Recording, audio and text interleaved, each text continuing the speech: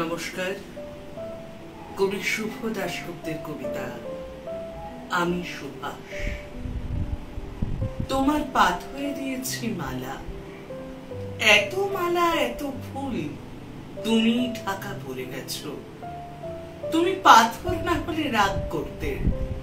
56 বছর আগের এক মধ্যরাতে এলগিন রোডের 3 তলার ঘরে আলো জ্বলছিল।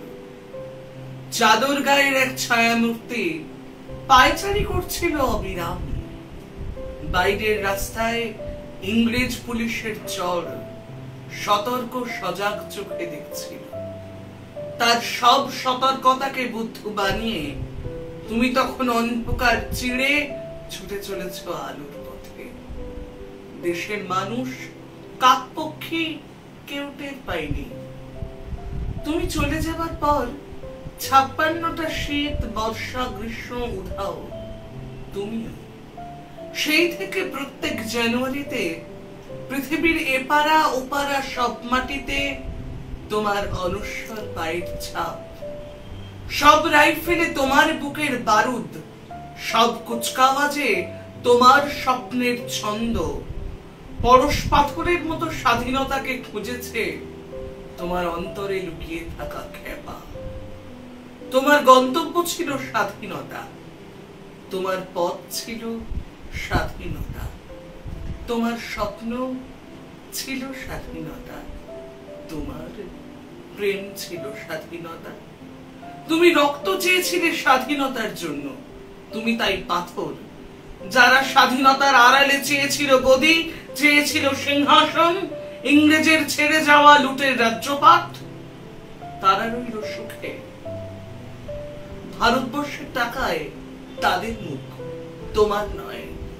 ভারতবর্ষের অফিস আদালতে তাদের ছবি, তোমার নয়। ভারতবর্ষের সংবিধানে তাদের শৈশাবোধ, তোমার নয়। ইংরেজ গরিব মানুষকে পায়ের নিচে রাখত, আমরা বড় লোকদের মাথায় করে রেখেছি।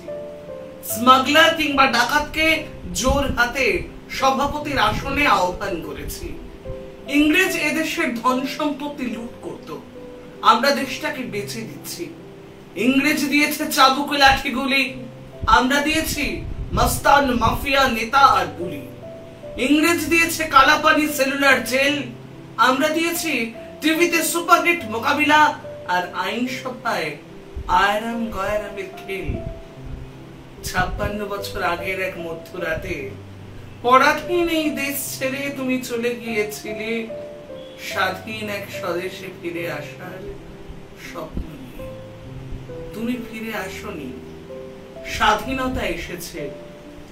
তার কাঁধের ঝুলি ভরে নিয়ে এসেছে ভোট নামক রাজস্ব যজ্ঞ, গণতন্ত্র নামক চিরায়ত মাৎসন্যায়, প্রগতি নামক লোক ঠকানো স্ট্যাটিস্টিক্স, সংহতি নামক বিস্ফোরণের চুরমার, ঐতিহ্য নামক মন্দির মসজিদের ঝগড়া, আর আসমুদ্র হিমাচল ভরিয়ে দেওয়া ভাষণ ভাষণ আর ভাষণ।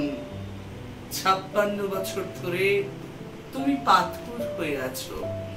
56 বছর ধরে ভারতবর্ষ অধীর অপেক্ষায় কান পেতে আছে।